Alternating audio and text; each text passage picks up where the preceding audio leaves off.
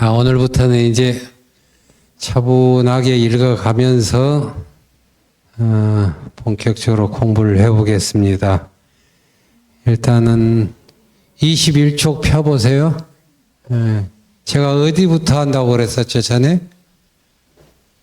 기억 안 나시죠? 붓다의 생애.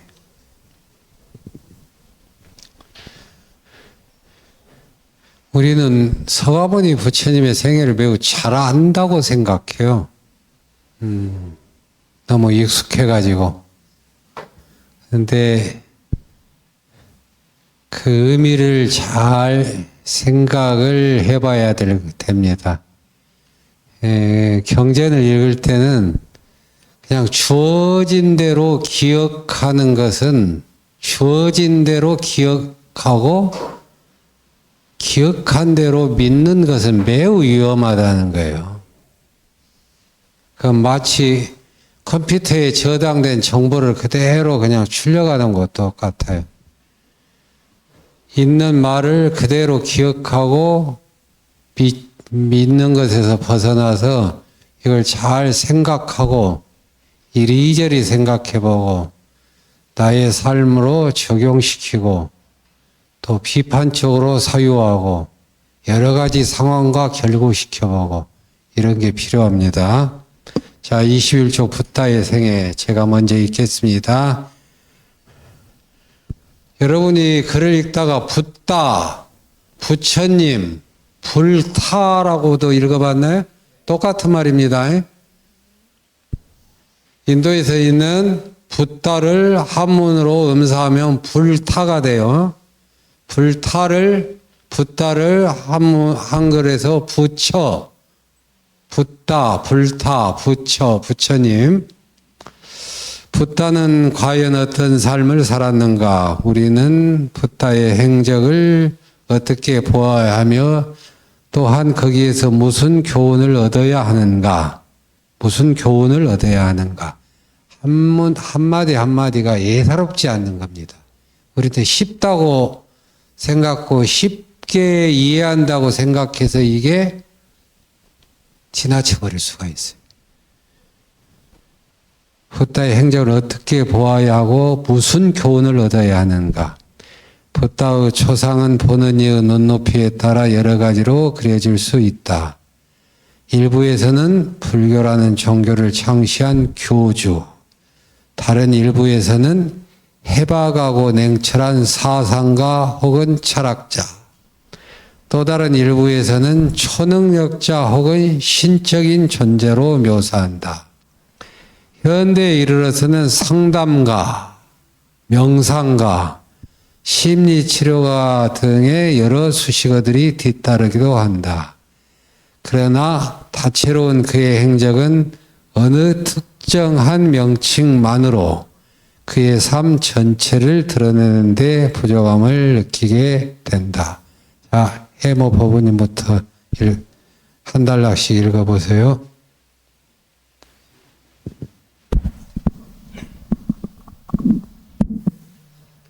널리 알려져 있듯이 붓다는 샤카족 출신으로서 지금으로부터 약 2500년 전 오늘날의 네팔과 인도 국경 부근에서 왕족 계급으로 태어났다.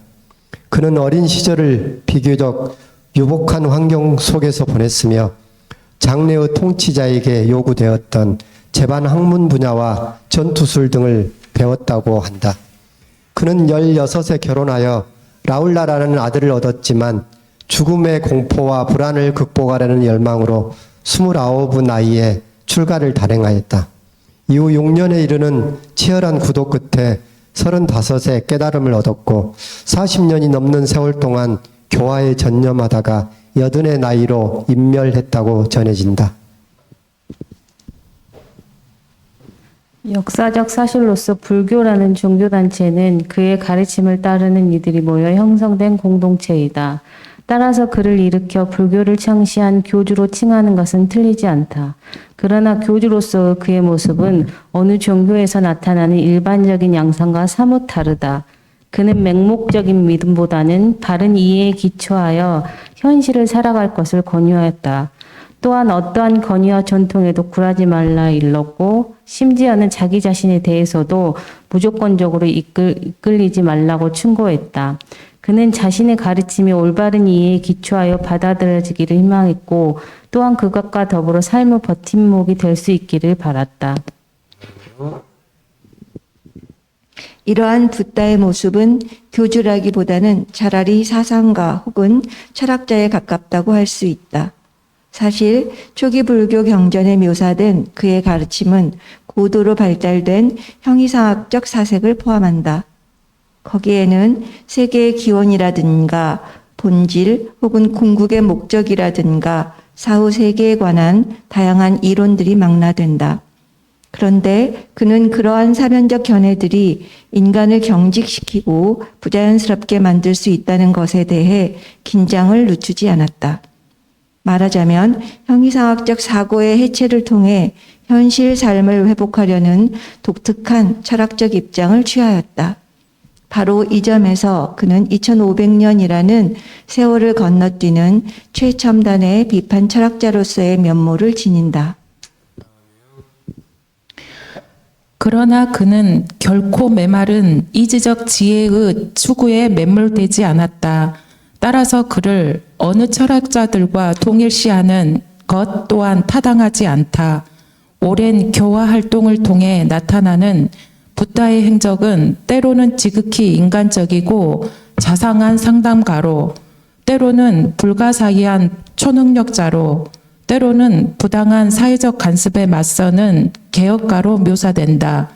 한편 최근에 심리치료계에서는 그가 가르친 명상의 치료적 효능에 주목하여 심리치료자로 붓다를 강조하기도 한다.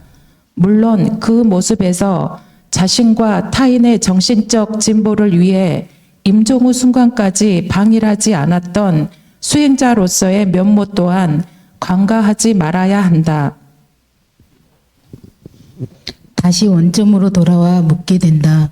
붓다의 삶을 어떻게 이해해야 하며 또한 그를 어떠한 인물로 간주해야 할까? 그의 삶은 그 자체로서 무아의 가르침을 드러낸다고 할 수 있다. 붓다는 엄숙하고 진지한 삶을 일관했지만 스스로를 특정한 모습으로 한정하지 않았다. 이 점에서 그의 삶은 마치 그물에 걸리지 않는 바람과 같았다고 할 수 있다. 그의 행적은 나 혹은 나의 것에 붙잡혀 살아가는 본부들과 대조를 이룬다. 만약에 붓다 스스로 어떠한 위치나 명예에 안주했더라면 그의 이름에는 특정한 신분이나 직위가 따라 붙었을 것이다. 그러나 그렇게 되었다면 세상에서 존귀한 분, 공양받을 만한 분, 그와 같이 모신 분, 신과 인간의 스승 등의 호칭이 부자연스럽게 느껴질 것이다. 여기서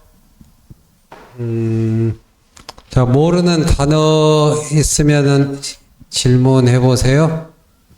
모르는 단어가 있나요?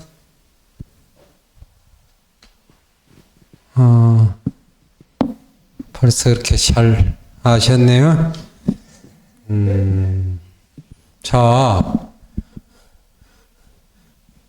자기가 살아온 환경, 자기가 들은 것, 자기 주변의 소식으로서 우리는 그 무엇을 고정시키죠. 이미지화시키죠. 예를 들어서 불교를 이게 좀 무속적 불교를 하는 사람을 처음 만났다. 어느 날 점집에 갔는데 그냥 모속하는 사람 뒤에 부처님 불상이 있다. 이러면 어떻게 돼요? 불교는 부처님은 무슨 그냥 주술적 예언자 같이 될 수가 있겠죠. 그런데 어떤 사람이 불교를 처음 만났는데 불교 철학을 강의하고 세미나 이런 데서 만났으면 붓다는 들어보니까 붓다는 이거 철학자이고 사상가이네? 이렇게 될 수 있죠. 또 어느 곳에서 부처님에 대해서 기도하고 불공하고 서가모니불 아니면 관세음보살 아미타불 하면서 간절하게 부르고 사대강건 육군청정 모든 액난이 소멸되고 원하는 것이 이루어지다 이런 불공과 기도 현장을 만났으면 우리는 서가모니 부처님이 우리가 익히 들었던 신적인 존재이구나. 신과 같이 이렇게 생각할 수 있죠. 그런데 어느 분은 상담을 전공한 사람이 부처님 니카야에서 니카야를 쭉 읽어보면서 서가모니 부처님이 당대 사람들이 와서 부처님 저는 이런 고민들이 있습니다. 우리 며느리가 이렇게 그냥 오만하고 거만해서 참 가정이 불화가 있습니다. 뭐 이런 식으로 상담을 할 때 부처님이 자세하게 진단하고 처방을 내주면 누군가는 부처님은 상담 전문가, 심리치료사일 거였다 이렇게 생각할 수가 있겠죠. 그러니까 우리는 이제 마치 눈이 어두운 장님이 앞을 못 보는 장님이 시각장애인이 코끼리에 발을 만지면은 코끼리는 그냥 통나무 같구나 뭐 이렇게 생각하겠죠. 그래서 우리는 서가모니 부처님의 80년 생애 속에서 나타나는 걸 보고 골고루 봐야 돼요. 그런 측면들. 우리 개인도 어떻게 되나요? 어쩔 때는 부모님의 역할, 교사의 역할, 자원봉사자의 역할, 불자의 역할, 다양한 모습을 나타내죠. 서가모니 부처님도 바로 이러하다. 자, 서가모니라고 하는 이름은 뭔가요? 서가모니는 부처님의 종족이 무슨 족이요? 샤카족. 이걸 샤카족을 음사하니까 석가예요, 한자로.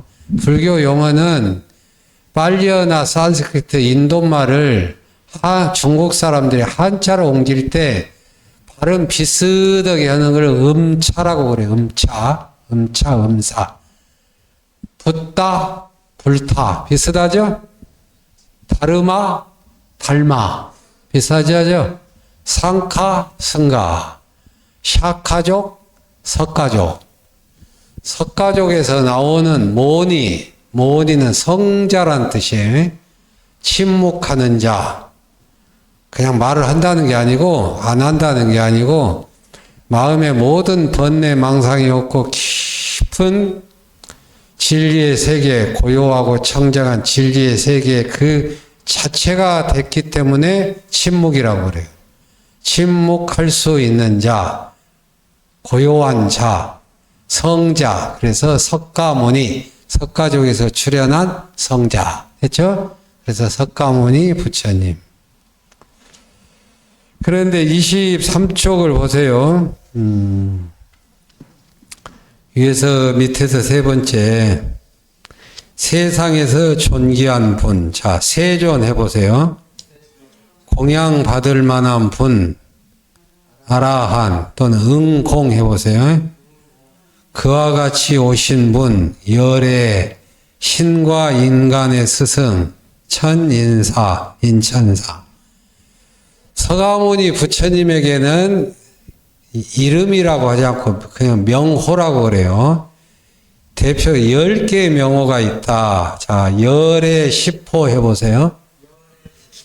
자, 열의 10호 하면은 이제 여러분이 열의 10호 해놓고 나서 집에 가서 검색해 보셔요. 나와요.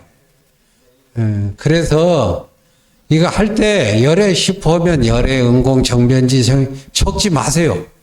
열의 10호 딱 하고 물음표만 하고 집에 가서 검색해 보세요. 그리고 검색하고 그 다음 뭐 해야 돼요? 생각해야 되죠. 그래서 저의 첫 번째 책 이름이 뭡니까?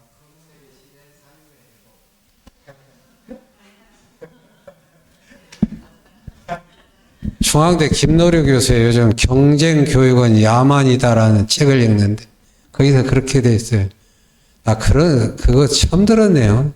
대학 수능 시험? 수능? 컴퓨터가 채점한 나라는 우리나라가 유일하다네요. 그게 이게 놀랄 일이 아니라 이게 이상한 교육이라는 거예요. 사지선다형, 오지선다형 있죠. 그거 놓고 하니까 컴퓨터가 제대로 체크를 잘하겠죠. 그러니까 김 교수 말은 컴퓨터에서 정보만 열람하면 될 걸 가지고 왜 그걸 가지고 공부하냐는 거예요. 죽으라고 외우고. 그러니까 열애 시포 외우는 게 별 의미가 없어요. 그냥 저한테 그것을 열애 시포를 배우려고 하지 마세요. 왜 부처님에게는 10가지 이름이 부여됐는가? 이걸 생각하시란 말이에요. 두 번째, 10가지 하나하나의 이름에 있는 의미는 무엇을 말하는 것인가? 이걸 생각해. 그러면서 부처님을 이렇게 이해한다는 거예요. 그렇게 생각해요. 근데 우리 교육은 그냥 그대로 그냥 기억에 외워, 그냥. 그러니까 이상한 검사, 판사, 이상한 서울대 내란과가 이게 형성되는 거지. 이게, 그래서 이제 예를 들어서 열애 10호 해보세요. 열애, 응공, 정변지, 명행조, 선서, 세간의 무상사, 조장부, 천인사, 불세전이래요. 근데 대표적인 게 10가지 이름인데 니카에 보면은 서가모니 부처님을 수식하는 부분이 많아요. 그 중에 하나가 제가 감동 깊은 부처님 묘사가 서가모니 부처님을 언제나 환하게 미소 짓는 분. 놀랍지 않나요? 언제나 환하게 미소 짓는 분. 발음씨, 뭐가 탁 와닿아요? 자, 발음씨가 생각할 때는 부처님은 일단 불상으로 생각했죠. 그리고 또 나중에 보면 부처님은 다 보리수 아래서 고행, 수행 이런 거 생각하죠. 또 근엄하게 설법하고 어렵게 설법하고 그럴 수 있을 것 같은데 당대 함께 살아가는 불자들이 서가모니 부처님을 수식할 때 언제나 환하게 미소 짓는 분. 이게 중요한 거예요. 이게 열애 시포는 열애, 진리의 세계에서 오셨다 이 말이에요. 진리. 열애, 응공, 아라한, 대접받을 만하신 분이다. 요즘 말 존경할 만한 분이다. 우리 보통 어때요? 저 사람은 존중할 만한 분, 존경할 만한 분, 뭔가 내가 드리고 싶은 분. 우리 이런 생각하죠. 당대 부처님이 아라한, 응공이라는 말은 그만큼 대중들에게 직접적 신뢰를 얻었단 말이에요. 열애, 응공, 정변지, 치우침 없이 모든 진리를 다 아는 분. 명행족, 선서, 세간의 모상사, 천인사, 불세자. 자, 열애 시포는 여러분께서 다 네이버를 찾아보거나 챗 GPT를 찾아가지고 딱 하면 나와요.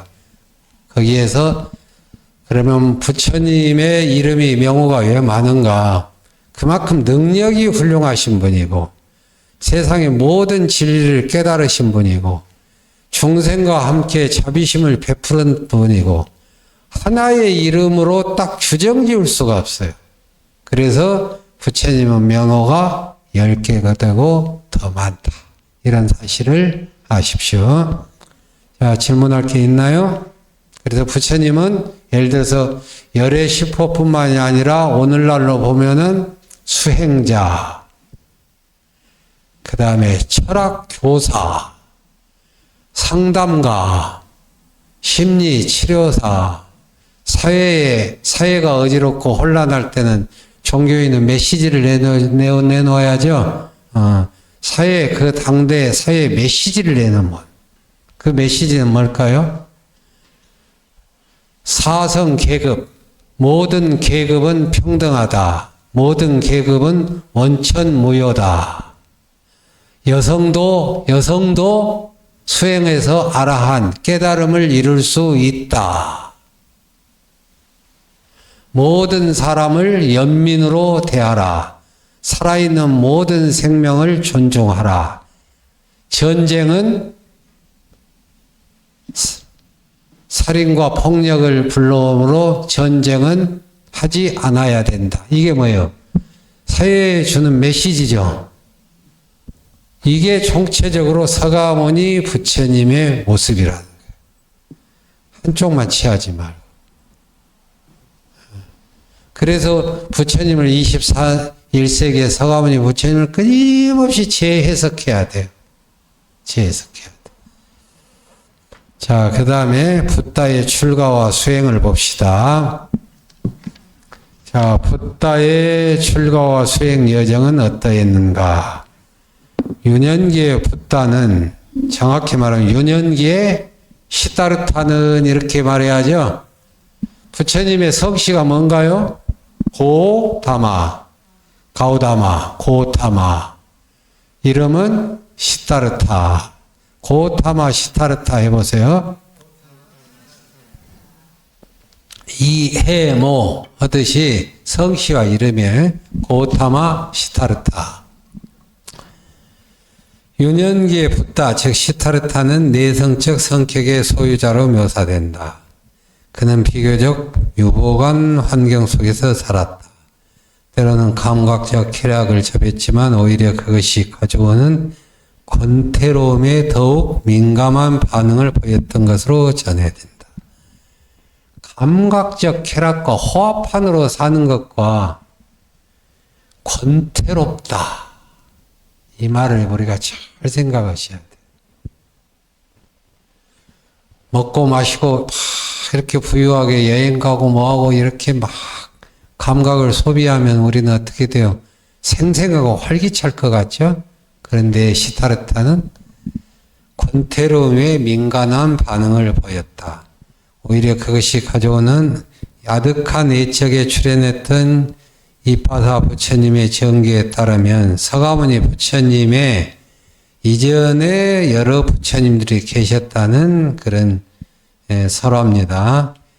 이제껏 출현했던 모든 붓다들은 유복한 환경에서 태어났지만 생로병사의 현실을 목격하고서 출가를 결심한다. 운명적으로 인간 존재가 괴로움에 노출될 수밖에 없다는 사실을 지각하고 또한 괴로움의 출구를 깨트려 알고자 출가 수행의 길을 선택했다. 또 아까 안 하신 분 이렇게 또 하세요. 사실 초기 경전을 통해 드러나는 고타마 시타타는 세속적인 성공이나 출세를 갈망하여 물불을 가리지 않는 사람들과는 기질적으로 달랐다. 대다수 보통 사람들이 추구했던 들뜬 희열을 멀리하고 고요한 행복에 천착한 인물이었다. 이러한 인격적 성향은 구도의 과정에서만이 아니라 깨달음 이후의 전법 활동에서도 지속적으로 드러난다. 붓다는 세속을 벗어남으로써 얻어지는 즐거움에 주목했고 또한 그렇게 해서 도달되는 평안의 경지를 나누고자 했던 것이다. 바로 이러한 분위기야말로 부정하기 힘든 초기 불교의 일반적 색채라고 할 수 있다. 그 다음에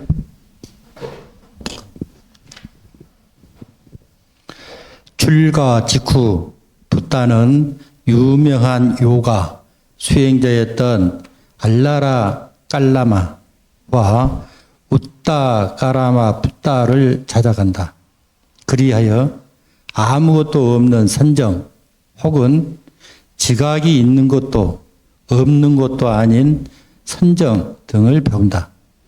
이들은 고도로 집중된 의식 상태로서 엘리트 명상가들만이 누릴 수 있었던 수준 높은 삼매의 경지였다. 그러나 그는 얼마 안가 그러한 체험들이 일시적인 것에 불과하다는 사실을 깨닫게 된다.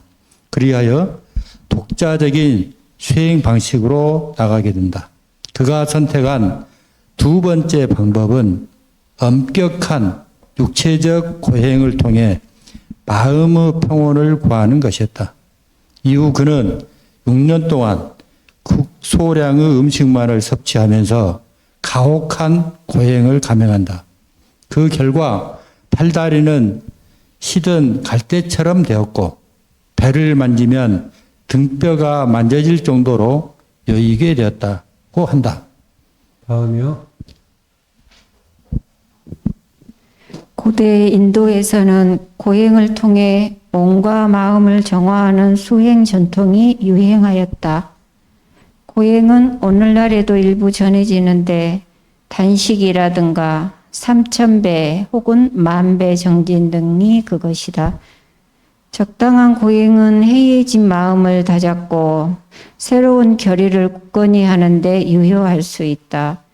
따라서 붓다는 모든 유형의 고행에 대해 전적으로 비난하거나 힐난하지 않았다. 그러나 지나친 고행은 몸과 마음을 상하게 하고 오히려 암환을 높이는 부작용을 초래할 수 있다. 붓다는 스스로 오랜 고행을 감행한 끝에 이러한 문제점을 인식하였고 마침내 고행만으로는 완전한 깨달음을 얻을 수 없다는 결론에 이르게 되었다. 다음이요. 붓다에게 깨달음의 직접적인 계기가 되었던 것은 요가도 아니었고 고행도 아니었다.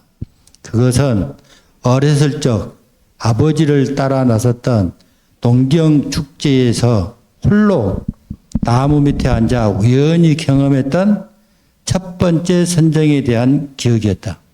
그는 첫 번째 선정의 자연스러운 마음 상태에서 감각적 욕망으로부터 벗어난 것에 따르는 기쁨과 즐거움에 주목하게 된다. 그리고 바로 거기에 깨달음의 길이 있을 것이라는 확신을 가지게 된다.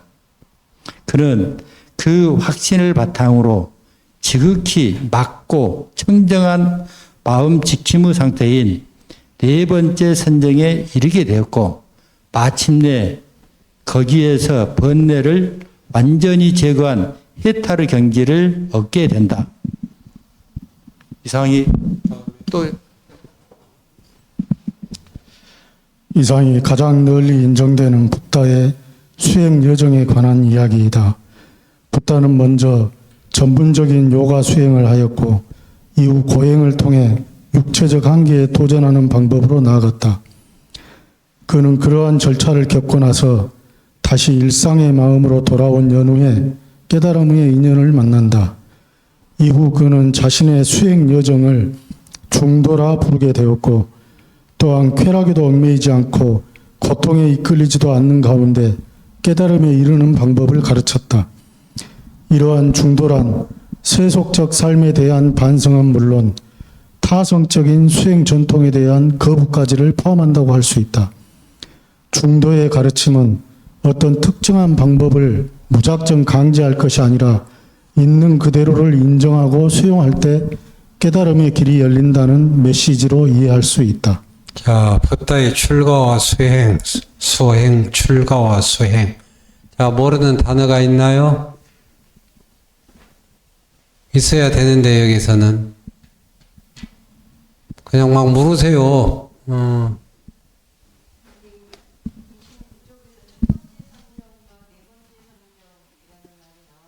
예. 있어요. 자, 사선정이라고 넉사자. 1번 초선, 제2선, 제3선, 제4선이에요. 근데 각각 달라요. 그러니까 초선에서는 우리가 감각적 욕망이 있잖아요. 먹고 마시고 쾌락하고 이런 그런 것에서 벗어나면 완전히 그게 값어치 없다. 넌덜머리 난다. 하고 그걸 떨쳐버리고 마음이 고요한 곳에 이르면 우리가 희열이 있어. 이건 우리도 간혹 느낄 수 있는 것들이죠. 그래서 이제 그 다음에 또 단계로 또 넘어가고 해서 이제 그 초선, 2선, 3선, 4선을 그 규정 짓는 개념들이 있어요. 그 나중에 이제 알려드릴게요. 그래, 그런 것이다. 또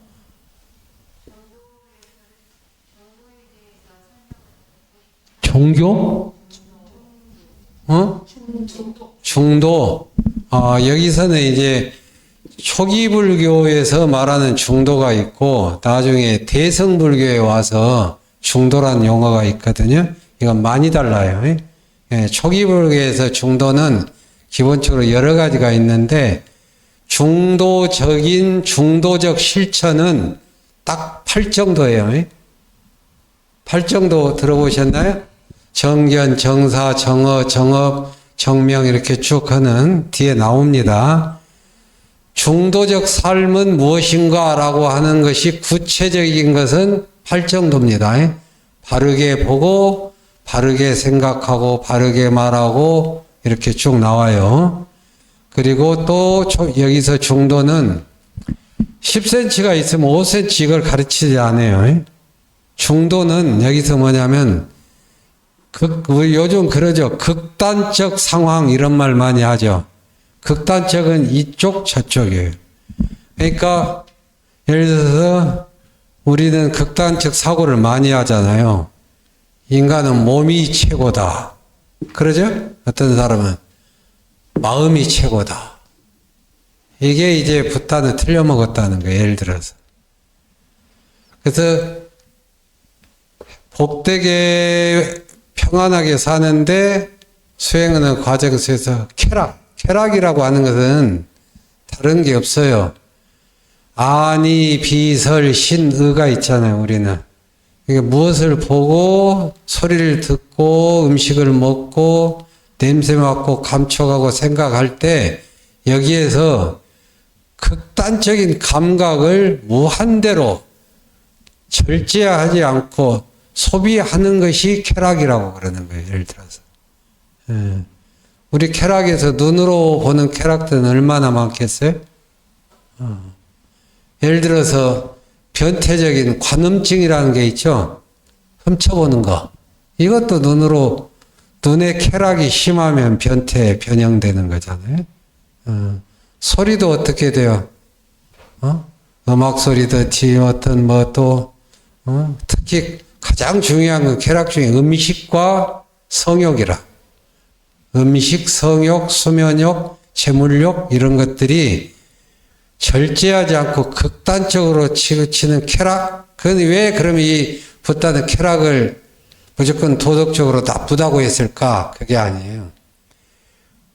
감각적 쾌락을 방향성 없이 극단적으로 사용하면은 우리 어떻게 돼요? 몸이 상한 것, 건강이 상한 것뿐 아니라 정신과 마음 상태가 고요하고 평안한가요? 부처님은 매우 상식적이면서도 진지하게 접근했던 거예요. 쾌락만이 삶의 궁극적 행복이라는 게 이것도 극단적인 삶, 극단적. 그러면은 극단적 쾌락주의의 반대편 대척점에 있는 극단은 하나 뭘까요? 금욕이라. 금욕. 금욕의 또 다른 표현은 여기서 고행이라고 그랬죠. 고행의 구체적인 건 몸을 괴롭히는 거예요. 몸을. 이게 단순한 사고방식일 수도 있어요. 내가 죄를 짓고 쾌락을 막 감각을 소비하고 이러니까 내가 이게 마음이 평안하지 못해. 그러니까 이 몸을 막 채워야겠다. 너무 많이 먹고 음식 많으니까 또 반대로 그냥 금식해야겠다. 이런 거죠. 그러니까 그 당시에는 지금도 그러대. 인도나 그쪽 보면 그냥 옷을 팬티만 입고 땡볕에서 그냥 이렇게 견뎌 몸을. 진흙탕 속에 푹 들어가가지고 또 정신통일 한다고 그래서 불을 막 피워놓고 거기에서 탁 몸을 견디면서 가시덤불이 있으면 가시덤불을 또 막 털어. 근데 이거 어때요, 여러분? 어찌 보면 그 대단하다고 21세기에도 그 열광하는 사람이 있을 거예요. 인간은 어리석으면 한없이 어리석거든요. 그런데 첫 번째 쾌락주의와 쾌락으로 이렇게 사는 거. 2700년 전에 부타 당시라고 하지 말고 오늘날로 생각하세요. 오늘날은 얼마나 보고 듣고 맛보고 하는 게 얼마나 현란해요. 그렇죠? 그렇게 사는 것과 매우 드문 경우지만은 철저하게 욕망을 통제하고 금욕하는 것. 예. 금욕하는 그 이상한 종교에서 굉장히 많죠. 음식을 먹지 말라. 뭐를 하지 말라 막 이래가지고. 근데 부타는 이 두 개 쾌락주의와 고행, 금욕주의는 뭐가 문제일까요? 공통점이 있어. 뭘까요?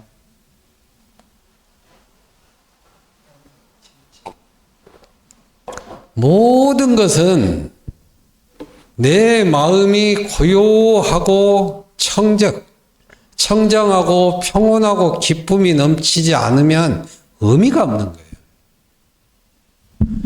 감각 쾌락주의는 여러분 실제 보면 우리가 마음이 편안하고 고요하고 청정하고 밝은 정신으로 또 실수하지 않고 살아갈 수 있나요, 없나요? 없죠? 근데 지나치게 몸을 학대하고 금욕하고 형식적으로 그런 생활을 하게 되면 내 마음은 어때요? 정신이나 마음 상태가, 감정이? 이것도 불안하고 경직돼요. 붓다의 가르침은 바로 이런 거예요. 예. 근데 우리는 이게 극단적으로 가는 거예요. 그러니까 어떤 스님이 그냥 면벽 자선해가지고 그냥 물만 먹고 그냥 100일 수행정진, 고행정진 단식 참선했다. 여러분 존경할 거예요? 안 존경할 거예요? 솔직히 해봅시다. 이거 대부분 와 해요. 근데 그렇게 하는, 형식은 그렇게 하는데 그 수행자의 삶이 평상시 돌아왔는데 조그만 일에 화내고 질투하고 삐지고 이기적이고 이러면은 100일 동안 단식하고 자선했던 게 무슨 의미가 있어요? 없죠? 바로 이걸 말하는 거예요. 그래서 중도란 우리가 가질 수 있는 극단적 사고방식과 삶의 방식을 치워요. 너도 아니야 가세요. 그래갖고 거기서 적당히가 아니에요. 가장 바람직한 것. 그것을 부처님은 중도적 삶을, 양극단을 버리고 가장 적절한, 중은 적절하다는 의미도 있어요. 가장 적절한 알맞은 삶의 길, 이게 도예요. 길. 그것의 구체적인 방식은, 자, 8정도 해보세요. 8정도입니다. 이렇게 클리어하게 계산하세요. 근데 이제 대승부를 하면 이제 비유, 비무, 불생, 생멸, 거래, 이리, 단상, 비유, 비무 아주 철학적으로 복잡하게 중도가 나와요. 그건 여기하고 상관없어요. 그거 전공이 이제 재전공이에요. 대승불교에서 이게 중도하는 것은. 그러나 초기불교에서 잘 봐요. 자, 또 중도라는 게 있고 또 뭐가 궁금해요? 파름씨, 요가가 뭐예요? 여러분 요가라는 말 궁금 안 해요? 질문 나와야 할 텐데. 요가가 뭐예요? 요가 학원?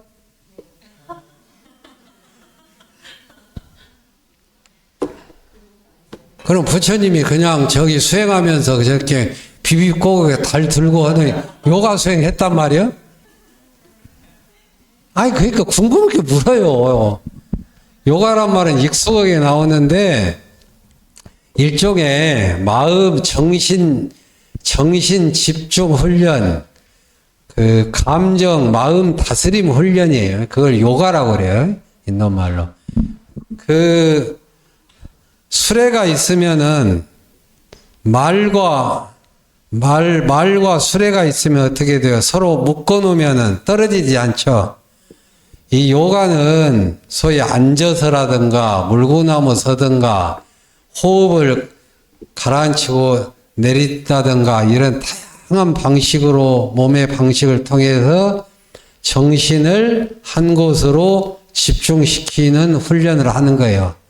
그러니까 지금 요가는 그냥 이게 스트레칭 내지 몸매 관리 이렇게 하는데 그 진정 요가라고 하는 것은 마음 수련이에요.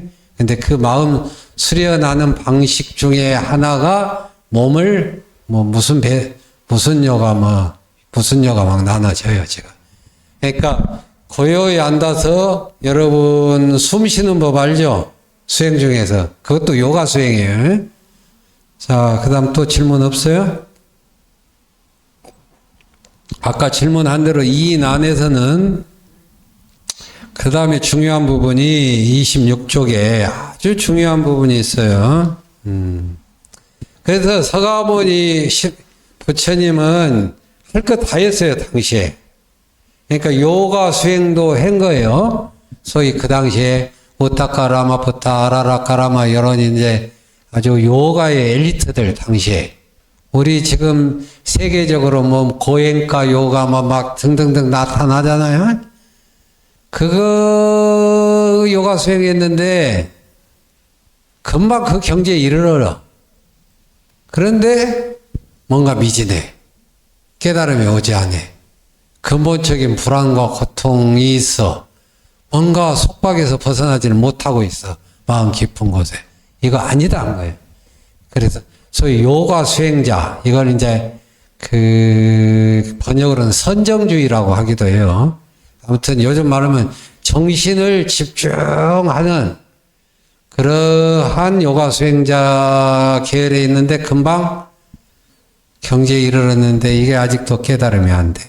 아직도 속박 내면에 깊은 뭐가 있어. 미진한 게 있어. 그래서 그 다음에 이제 고행. 당시에 이제 풍조예요, 풍조. 그래서 이제 그 고행의 방식이 뭐예요? 6년 동안 음식을 극단적으로 제한했다는 거예요. 그러죠? 이게 이제 시타르타가 6년 동안 고행의 형식 중에 하나는 부처님은 어디 그냥 막 가시던 불에 뒹굴고 뭐 물고나무 서갖고 있고 이런 건 안 하셨어요. 있었는가 모르겠어요, 제가. 그러나 부처님의 고행 방식은 29세에 출가해서 35세 거의 6년 동안 대부분이 금식 하루에 곡식 최소한 먹고 그러니까 붓다에 여러분 고행상 보셨어요? 파키스탄 박물관에 있는 별걸 움푹하고 뼈만 남아있고 백가죽하고 등짝이 붙었다. 이건 이제 후에 깨달음을 이루신 부탁께서 제자들에게 고백이에요. 야, 제자들이여, 내가 이 사부가 말이야, 예전에 수행 고행을 할 때는 어떤 정도였느냐 하면은, 곡식을 그냥 쌀을 최소한 먹고 하니까 말라 붙이고, 이제 이게 백가죽과 등가죽이 붙었고, 뼈만 남았고, 앉아 있으니까 새들이 머리에 와서, 머리에 와서 그냥 똥을 싸고, 그 동네 꼬맹이들이 와가지고 그냥 건드려서 이렇게 죽었나? 뭐 이런 식이고. 그게 이제 깊은 산매에 들어가면 이제 몰라요, 사실은. 그런 고행을 하는데 이게 막 기가 멍멍 울리고 머리가 뽀개지는 것 같고 이렇게. 그러면 뭘 하든 간에 아까 중도를 말할 때 쾌락 감각을 극단적으로 절제하지 않고 소비하는 삶은 그 순간은 기분이 좋지만은 여러분 우리 다 경험했죠? 그 후유증들. 후유증, 덧없음, 의미 없음, 왠지 또 불안하고 그러니까 또 감각을 또 극대화시켜. 그러다 가면 나중에 어떻게 되냐 인간이 감각을 극대화시키고 또 다른 그 쾌락을 또 찾고 하다 보면 소위 말해서 심리 구조가, 감각의 구조가 변형돼요. 이게 이제 변태 양상으로 된다. 몸을 고행으로 쓰는 것도 또한 마찬가지. 그럼 오늘날 사람들이 굉장히 형식주의적인 종교가들이 나와요. 우리는 며칠 금식했다. 우리 스님은 며칠간 그냥 일주일 내지 보름 동안 창자부라 아세요? 창자부라? 그냥 그 등에 잠 안 자고 그냥 서서 다니거나 또 앉아서 참선만 하는 거 잠을 안 자요. 잠을 안 자. 창자부라. 예. 나는 창자부라를 했을까요? 안 했을까요?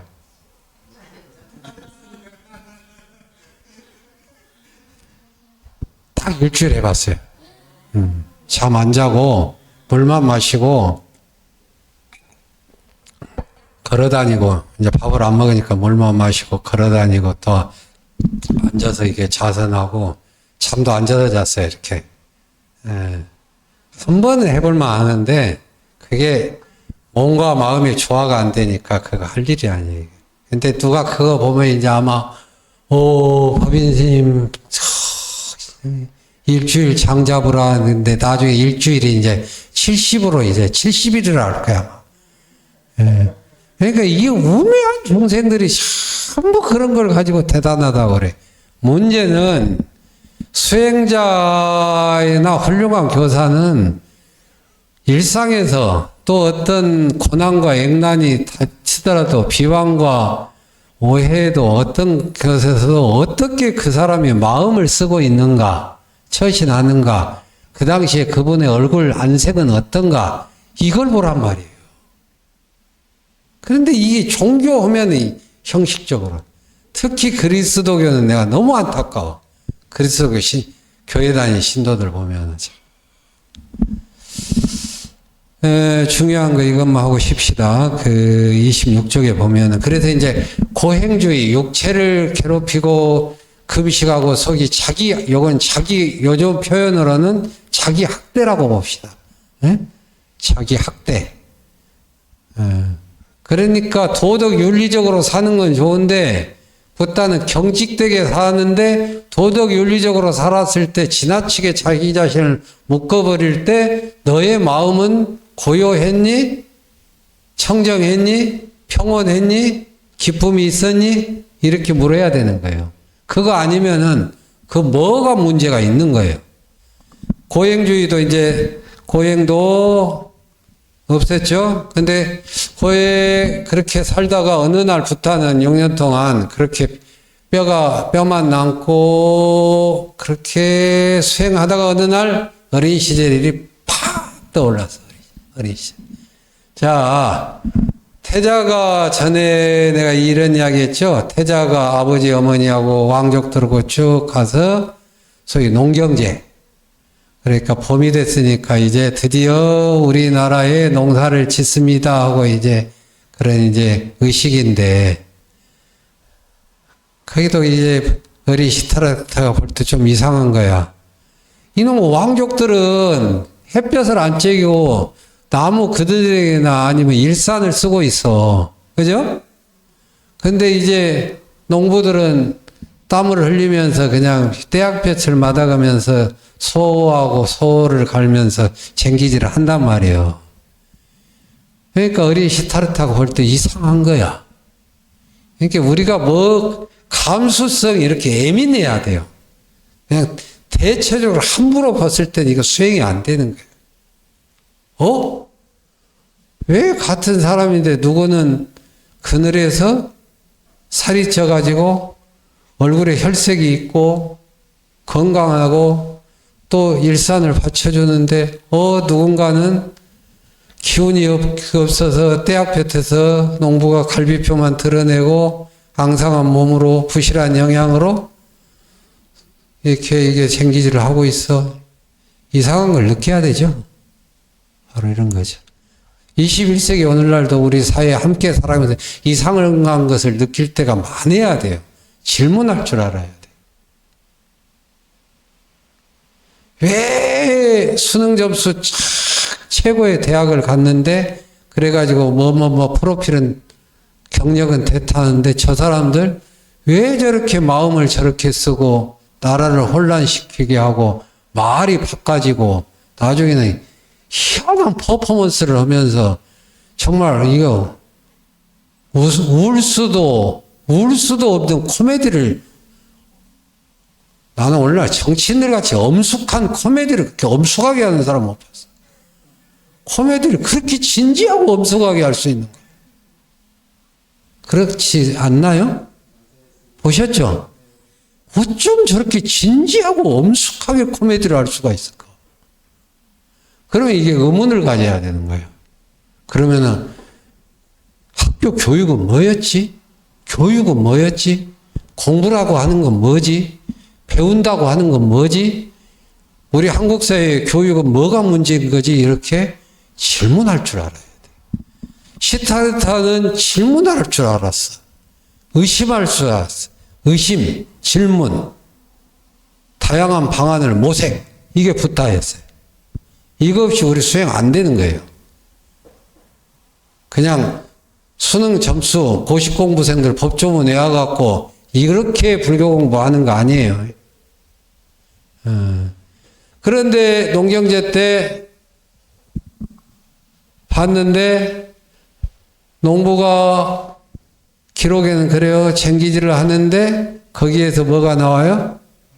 벌레가 나오죠? 그 벌레를 또 누가 잡아먹어요? 새가 잡아먹죠. 이 하나의 현상에 보통 사람 같으면 예사로 봤을 거예요, 아마. 근데, 왜 생명은 먹고 먹히고 죽고 죽이고 이러는가. 충격받는 거죠. 감수성이 뛰어나서. 그래서 이제 다른 한쪽으로 가서 나무 그늘 아래서 시타르타가 조용히 앉아가지고 사색을 해요. 요즘 말로. 그런데 그때 여기에서 나오죠. 그 첫 번째 선정에 농경축제에서 홀로 나무 밑에 앉아 우연히 경험했던 첫 번째 선정에 대한 기억이다. 첫 번째 선정, 이건 쉽게 풀어서 그냥 마음 집중, 마음 챙김, 또 무엇인가 사유, 무엇에 어느 일정한 주제를 놓고 골똘히 사유하는 것, 고요히 사유하는 것, 이런 걸 선정이라고 합시다. 그 첫 번째 선정의 자연스러운, 여기 중요해요. 자연스러운 마음 상태에서 감각적 욕망으로부터 벗어난 것에 따르는 기쁨과 즐거움에 주목하게 된다. 그리고 바로 거기에 깨달음의 길이 있을 것이라는 확신을 가지게 된다. 그는 그 확신을 바탕으로 지극히 맑고 청정한 마음 지킴이의 상태인 1, 2, 3, 4 제4선정에 이르게 되고 마침내 거기에서 번뇌를 완전히 제거한 해탈의 경지를 얻었다. 그러니까 이거예요. 자, 요약하다 보면은 마음의 속박을 버리고 해탈, 열반, 대자유를 얻으려고 출가를 해서 그 당시에 수행 풍조인 선정, 요가 수행자들, 마음 집중하는 나름대로 정신을 콜콜이 집중하는 사람을 찾아갔어요. 근데 금방 그 경지에 이르렀는데 이런 거예요. 욕한데 거의 명상 수행할 때는 너무 평해. 시끄럽게 살다가 절에 와가지고 템플테에 와가지고 너무 조용해. 공기도 맑고 그냥 밤에 그냥 이게 소쩍새는 울고 너무 고요해. 전화도 안 받으니까 너무 좋아야. 그래서 그냥 조용히 앉아가지고 자선 호흡법을 봐. 너무 좋아. 이 상태. 그런데 이상해. 이 집으로 돌아가면 또 도루묵이야. 그죠? 이 요가 수행자들이 그렇게 정신집중 깊이 했는데 거기서 또 그 당시에는 괜찮은데 깨고 나면은 별로 소득이 없는 것 같아요. 그래서 결별하고 또 육체적 금욕 고행하다가 여기서 중요한 거 어릴 때 농경제 때 얻었던 그런 그 선정삼매 자연스러운 마음의 상태에서 그러니까 감각적 쾌락도 아니고 육체적 이 자기 학대, 자기 족쇄도 아닌 자연스러운 마음 상태 속에서 고요히 사유하고 하니까 바로 그거지. 그래서 이제 그때 서가모니 부처님 고타마 시타르타 당신의 그 수행법으로 수행을 한 거예요. 가장 독자적이고.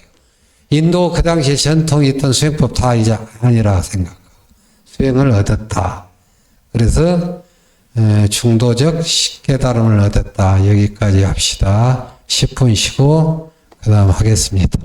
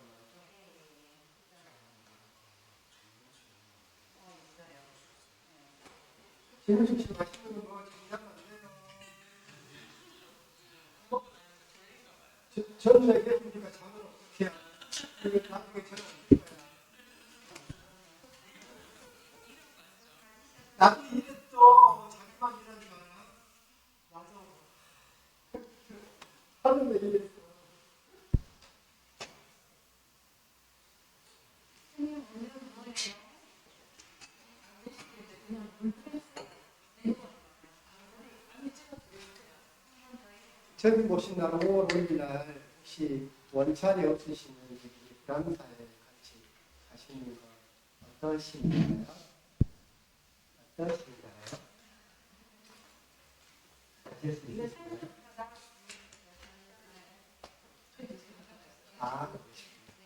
부유는 선생님 혹시 어떠신가요?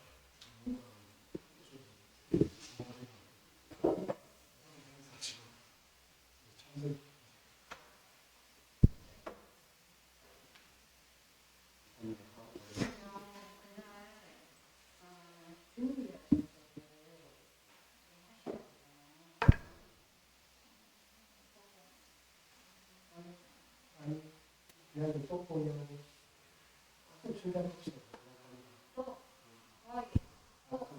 그냥 거기서 준비하고 있어. 강국이 선생님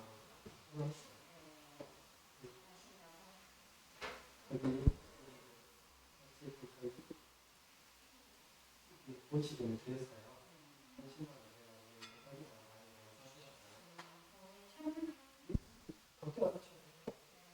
또 이제 밤불 때도 어느 그 다른 말이 그거 좋다고 거기에다 제기하는 것도 아주 초라해서 가지고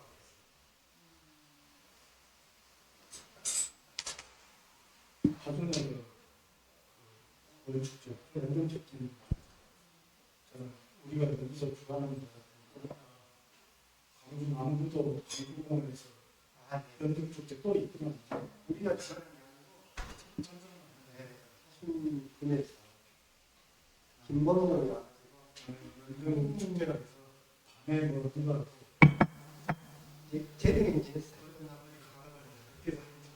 김범용이 노래할 때는 사람들이 많이 끝나보니까 없어. 강화다니는 노래를 하는데 근데 강화다니는 하니까 이게 이제 그 있는 사람들이 글자를 다 많이 먹은 사람들이잖아요. 노래를 잘하는데 뭔 노래를 부르잖아. 재미가 없는 거야. 거기서는 무슨 봄날을 간다나 그런 무슨 좀 재밌는 아는 노래를 불러야 되는지 항상 막 이런 그게 막 노래는 한 여섯 다섯 곡 여섯 곡 하는데 나도 지켜보는데 나 다시 한번 노래를 잘하는데 김범용 다섯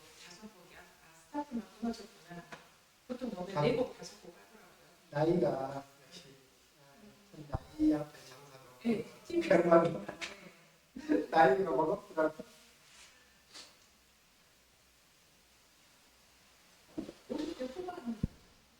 김범용인가요?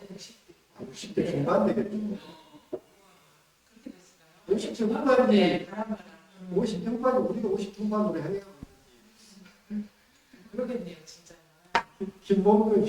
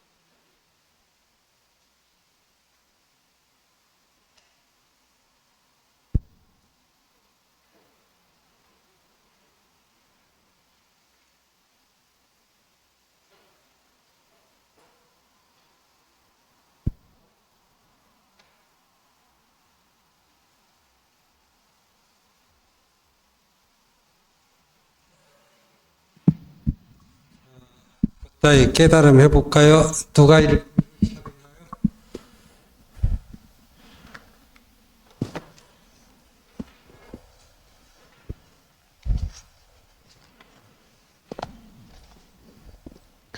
붓다는 과연 무엇을 깨달았을까? 흔히 수도? 불교를 봐요. 이 문장이 예사롭지가 않는 거예요. 붓다는 과연 무엇을 깨달았을까? 그냥 우리는 이렇게 부처님이 깨달음을 이루셨다 하면은 부처님이 깨달음을 이루셨다는 거예요. 그렇게 이해하거든요. 그럼 뭐를 깨달았냐 하면 우주의 진리를 깨달았다고 그래요. 가슴에 와 닿습니까? 그래서 이 불교 공부할 때 문장이 중요한 거예요. 언제, 어디서, 누가, 무엇을, 어떻게, 왜 이런 게 있죠. 그리고 육하원칙 언제, 어디서, 누가, 무엇을, 어떻게, 왜가도 있고 문장에서 명사, 형용사, 동사, 부사, 역접, 순접, if, 뭐뭐 한다면 가정법 이런 것들이 우리들의 사상, 우리들의 마음 이거하고 문장은 똑같 밀접해 있어요. 그래서 무엇을 깨달았는가 한 번이라도 누가 이렇게 의문을 품어봤을까? 아니에요. 무엇을 깨달았을까? 그 다음 또 우리가 혼자 생각해 무엇을 깨달은 자의 삶은 일상의 삶은 어떠해야 하는가? 깨달았다면 나에게 나는 어떻게 변하는가? 깨달으려면 어떻게 살아야 되는가? 이런 질문을 먼저 본인이 할 줄 알아야 돼. 그죠? 자, 읽어보세요. 붓다는 과연 무엇을 깨달았을까? 흔히 불교를 깨달음의 종교라고 말한다. 또한 불교는 붓다의 가르침에 따라 깨달음을 실현하고자 하는 사람들에 의해 오늘에까지 전해져 내려왔다. 그렇다면 깨달음이란 도대체 무엇을 가리키는지 궁금하지 않을 수 없다. 도달하고자 하는 목적이 분명할 때 올바른 실천에 전념할 수 있을 것이다. 깨달음이 무엇인지조차 모르는 상태에서 바른 실천에 나서기란 아예 불가능하다.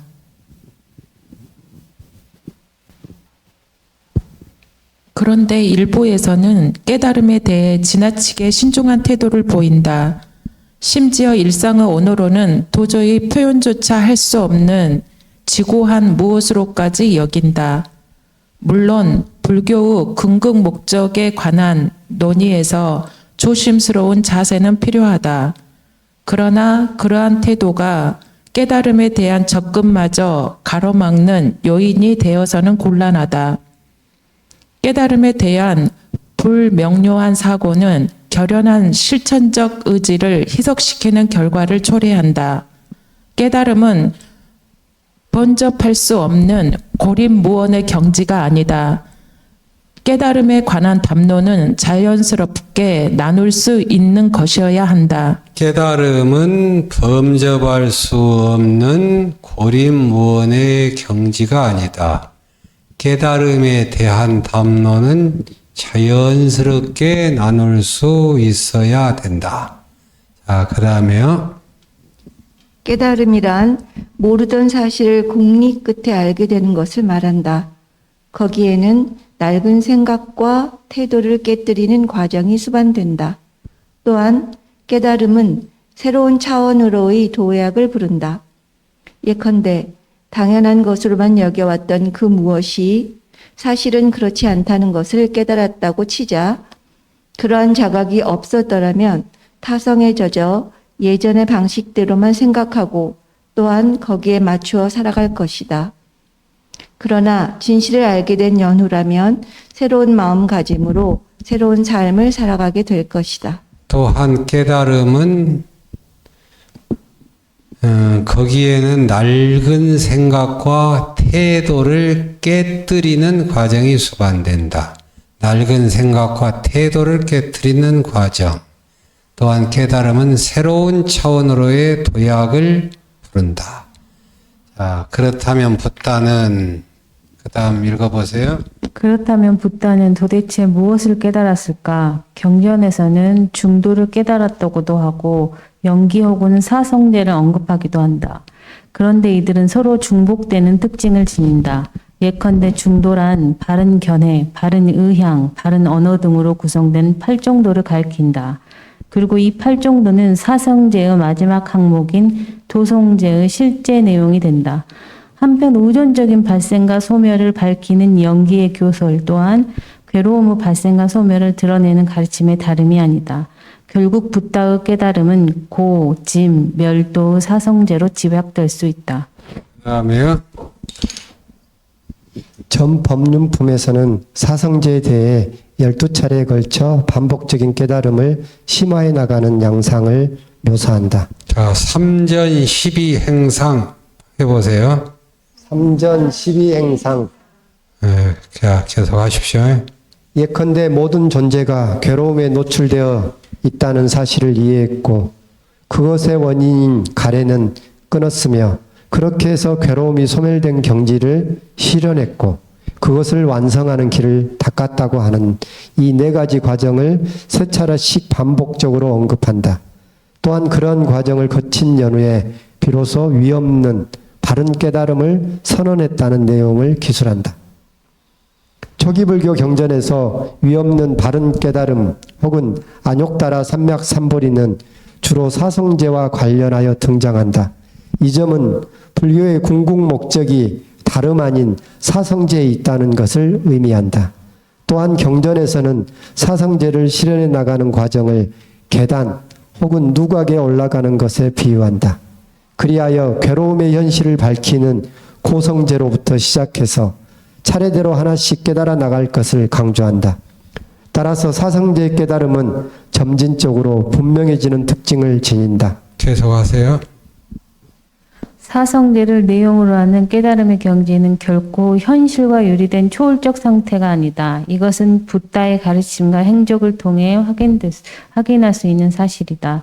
붓다가 이룬 사성제의 깨달음이란 일상에서 출발하여 한 걸음 한 걸음 실현하여 완성하는 것이다. 따라서 그것은 결코 단박에 성취하였던 것이 아니며 또한 성취하고 나면 그만인 그러한 경지도 아니다.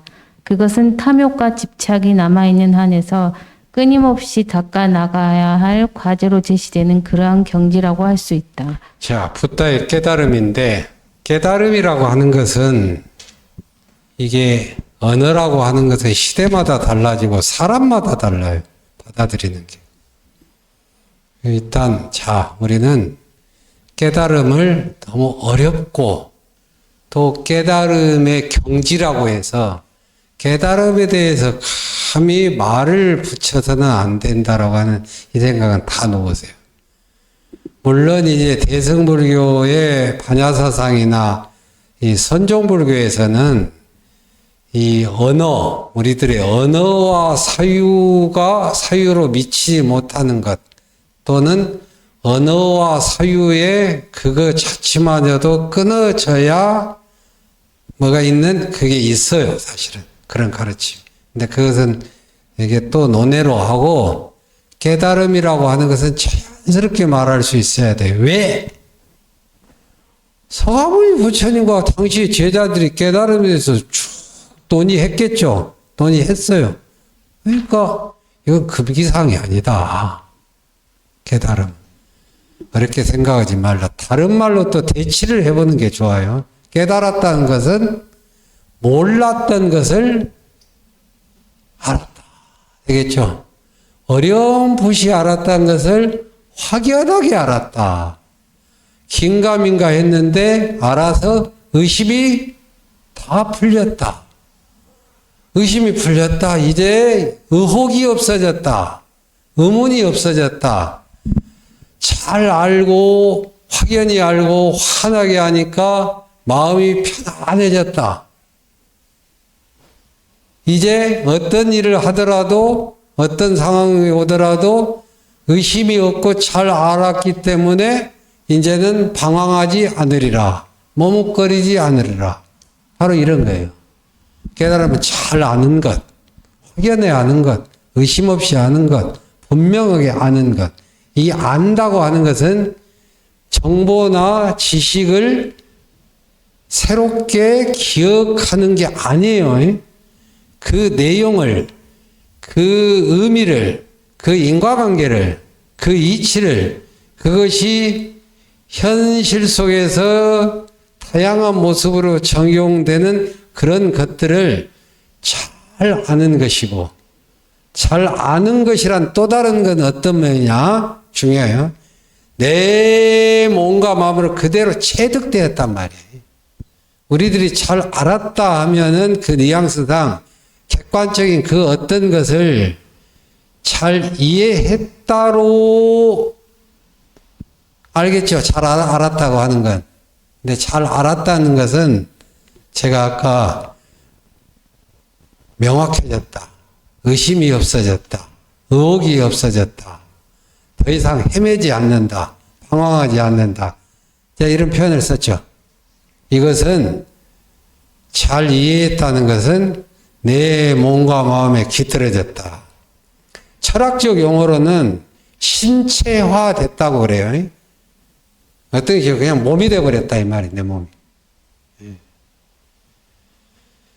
깨달으면 바로 이렇게 일단 이해하고 갑시다.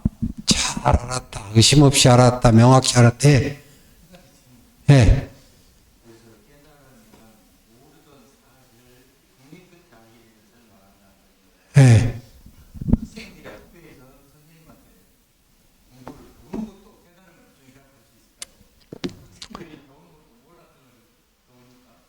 그 이치를 알면 그것을 깨달은 거예요. 예를 들어서. 자, 수학에 있어서 미분, 적분이 있잖아요.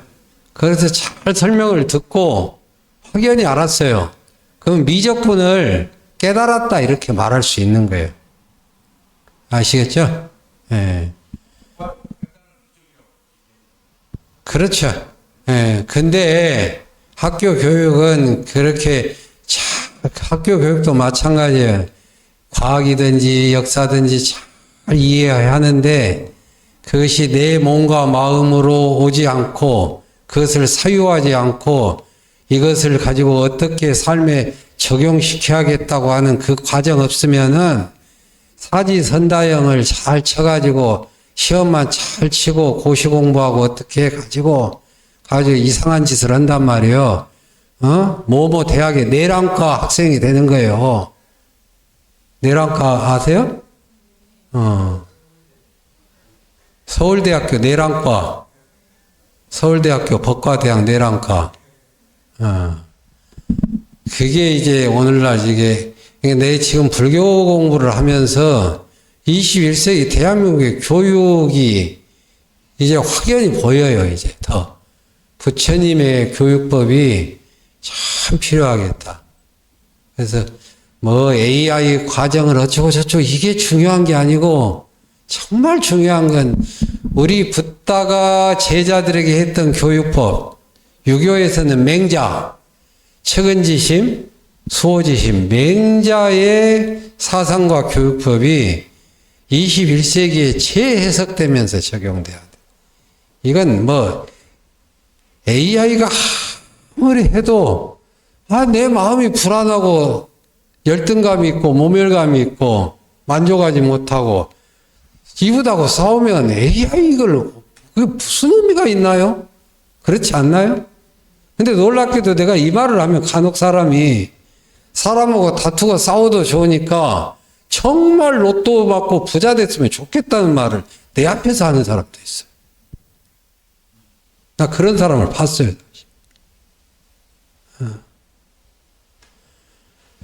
이야기가 이상하게 빠졌네. 자, 이제 그러면 무엇을 깨달았을까? 여기에서 말해 중도를 깨달았다 하기도 하고 연기를 깨달았다 하기도 하고 사성제를 깨달았다 하기도 하고 이렇게 돼 있죠. 그러면 이런 놈은 붓다가 깨달은 내용이 하나였을까요? 수없이 많았을까요? 수없이 많죠. 근데 그것을 요약하면은 몇 개로 집약이 된단 말이죠. 부다가 무엇을 깨달았느냐? 중도를 깨달았다. 사성제를 깨달았다. 연기를 깨달았다. 라고 하는데, 보세요. 여기서. 그런데 이들은 서로 중복되는 특징을 지닌다. 이렇게 돼 있죠. 이게 무슨 말일까요? 중도와 연기법은 연결되어 있어요. 연기와 사성제는 연결되어 있어요. 이 말이에요, 지금이. 예를 들어서 보세요. 자, 사성제가 뭐라고 그랬죠? 고진멸토죠. 자, 고. 그래서 여러분들 각기 불교 기초교육을 배우셨나요? 여기 경전반이 처음인가요?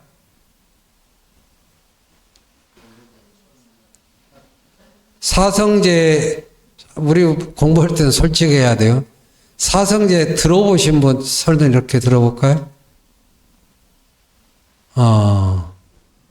바름씨도 사성제 안 들었어요? 그게 열심히 공부해야 되겠죠? 사성제 어렵지 않아요. 인생의 괴로움에서 행복으로, 속박에서 자유로, 갈등에서 평화로, 미혹, 무명에서 밝은 깨달음으로 나아가는 4단계 과정이에요. 첫 번째, 고성제 해보세요. 인생은 괴로움과 불안이다. 집성제, 괴로움과 불안의 원인은 갈애다. 타는 목마름. 그 다음에, 자, 멸성제, 괴로움과 불안을 벗어난 안온한 세계가 있다. 네 번째, 도성제, 열반에 이르기 위해서는 열반에 이르기 위한 길에는 팔정도가 있다. 자, 이걸 이제 사성제라고 그래요.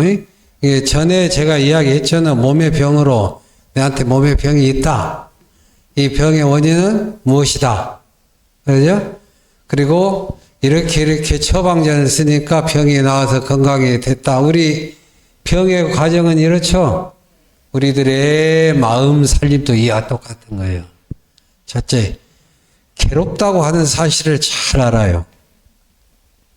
괴로움과 불안이 있어. 근데 괴로움과 불안이 처음부터 있었던 건가? 아니다. 거기는 분명히 어떤 원인이 있을 것이다. 이렇게 따지죠. 그러면 원인이 있다. 타는 목마름, 탐욕, 갈애. 갈애로 말미암아 괴로움과 불안이 있다. 그러면 이걸 연기법으로 따져보세요. 자, 따라서 하세요. 이것이 있으므로 저것이 있다. 갈애가 있으므로 괴로움이 있다. 갈애가 없으므로 괴로움이 없다. 어떻게 돼요? 연기라고 하는 것은 이것이 있으므로 저것이 있고 이것이 없으므로 저것이 없다는 연기법이 사성제 고진멸도에 적용이 되죠. 그러니까 사성제와 그 연기법이 중복되어 있다는 거예요. 이게 붓다의 깨달음은 다 이게 서로 연결되어 있어요. 인간이 극단적인 삶, 물질이 최고다. 여러분, 내 몸에서 몸이 소중해요? 최고로 소중해요? 정신이 소중해요? 그러니까 보통 종교하면은 정신이 소중하다고 그래, 이거 부처님 말씀은 틀린 거예요. 몸과 마음은 정신은 뗄 수 없는 관계. 서로 말미암아 성립돼요. 그걸 이제 하음에서 상직이라고 하는데, 자, 부처님이 깨달으신 것은, 자, 중도 해보세요. 연기, 사성제, 자, 이 내용을 깨달으셨다 이 말이에요, 지금. 그러면 우리들이 깨달으면 왜 깨달아야 돼요? 깨달으면 잘 알아야 돼요. 명확하게 알아야 돼요. 의심이 없어야 돼요. 의혹이 사라져야 돼요. 명확하게 의혹이 사라지면은 내 마음이 속박이 없어져요. 왜? 이러이러한 길을 환히 하니까 잘못 가지를 안 해. 불교는 기승전 뭐를 하더라도 내가 고요하고 청정하고 평안하고 기쁨, 자유와 대자유와 기쁨이 있어야 돼요. 그게 최종 목표예요. 뭐를 하든 간에. 그것이 체험이 안 되면은 나의 수행 방법이 뭐가 문제가 있나? 내가 뭘 잘못 알고 있나? 이래야 되는 거예요. 아까 말했지 100일 동안 금식하고 그냥 장잡으라 하더라도 그 결과 나서 그냥 마음씀이 그냥 번뇌로 탐욕으로 이끌면 그 무슨 소용이 있는 거죠? 그거 똑같은 거죠? 자, 그래서 붓다가 이러한 것을 깨달았다. 그러면은 깨달은 내용은 나중에 삼법인도 붓다 깨달음의 내용이고 사성제부터 해서 팔정도 모든 것이 세상의 이치가 이러하다. 이렇게 세상의 이치가 이러하니까 이렇게 살아라. 이렇게 마음 쓰고 이렇게 언어 생활하고 살아라. 이런 모든 내용들이 크게 다 하면은 이게 깨달음의 내용이고 깨달음의 현실적 작용이고 실천이라 이 말이죠. 깨달음은 어느 천재가 머릿속에 딱 철학적으로 가둬가지고 논리적으로 하면 이게 깨달음이 아니에요. 확연히 이해한 것이 확연히 이해된 내용들이 삶 속에서 사유작용으로 언어작용으로 몸짓, 행위로 다 나오는 게 깨달음의 내용이어야 되는 거예요. 그게 깨달음의 삶이라고 그래요. 깨달은 자의 삶이라고. 그러니까 붓다는 삶을 복되게 살기 위해서는 팔정도를 수행해야 된다고 해서 했어요. 그게 깨달음의 내용이에요. 근데 깨달은 자도 현실의 삶은 팔정도로 사는 거예요. 바른 견해를 가지고 살아야 된다. 바른 말을 하고 살아야 된다. 이렇게 해서 깨달음을 얻었다. 부처가 됐다? 그럼 부처가 됐는데 현실적인 삶이 달라지나요? 그리 안 달라져요. 붓다도 보고 듣고 말하고 생각하죠. 그게 팔정도 내용으로 흘러간단 말이죠. 자, 그 다음에 붓다 가르침의 특징 하겠습니다. 다음 분 읽어보세요. 붓다 가르침의 특징. 붓다는 무엇을 가르쳤을까? 그의 가르침은 어떠한 특징을 지니는가? 붓다는 깨달음을 얻은 후 얼마 지나지 않아 다음의 개송을 읊었다. 왜 내가 가르쳐야 하는가? 탐욕과 분노에 사로잡힌 자들은 이 가르침을 깨닫기 어렵네. 흐름을 거슬러 가고 오묘하고 심오하고 미세한 것을 보기 어렵네. 어둠에 쌓여 탐욕에 물든 자들은 보지 못하네. 이것을 읊고 나서 붓다는 전법을 하지 않는 쪽으로 마음을 먹었다. 그는 그의 가르침이 다른 사람들에게 쉬이 받아들여지지 않을 것을 우려하였다. 그리고 그것으로 또 다른 괴로움이 야기되는 것을 피하고자 하였다. 자, 이게 깨닫고 나서 붓다가 이렇게 고민을 했던 거예요. 여기서 뭐예요? 세상 사람들은 탐욕과 분노에 사로잡힌 자들은 이 가르침을 깨닫기 어렵다. 실제 오늘날의 삶에서도 어떤 사람들하고 대화를 해왔는데 그 사람들이 이런 말을 하는 거예요. 우리 사회에서 조건 없이 베푸는 사람 있죠. 요즘 유명한 누구예요? 김장하 선생. 예를 들어서 그런 사람들을 이해를 못하겠다는 사람들이 있어요. 여러분 놀랍죠? 김장하 선생 같으면 이해를 못하겠대. 왜 자기가 벌어가지고 이렇게 해서 조건 없이 어떻게 사람이 베풀 수 있느냐고 내한테 묻는 사람이 있어요. 인간이. 조건 없이 베풀 수 어떻게 그렇게 주느냐. 반대급부를 요구하지 않고 바라지 않고. 그래서 내가 말을 돌려줬어요. 너와 같이 조건 보상을 바라지 않고 어떻게 베풀 수 있을까라고 생각하는 사람도 있고, 조건 없이 보상을 바라지 않고 조건 없이 베푸는 사람도 있다. 이걸 한번 깊이 생각해 봐라. 이 말은 뭐냐면, 부탁해서 깨달은 높은 진리를 다 설하려고 하는데 사람들 살아가는 모습을 보니까 전라도 말로 깎아거든. 정말 애통 터지거든.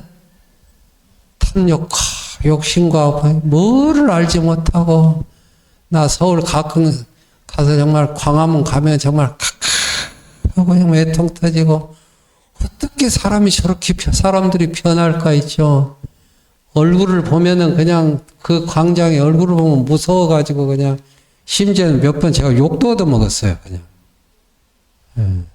이렇게 쳐다보고 있으니까 그냥 막 삿대질을 하더라고요. 너도 잡하냐고 있지, 빨갱이냐고. 근데 그때 우리 부처님이 깨닫고 나서 이런 심정이었구나, 법을 풀어야 되느냐 말아야 되냐 이랬거든 거예요. 자, 다음 읽어보세요.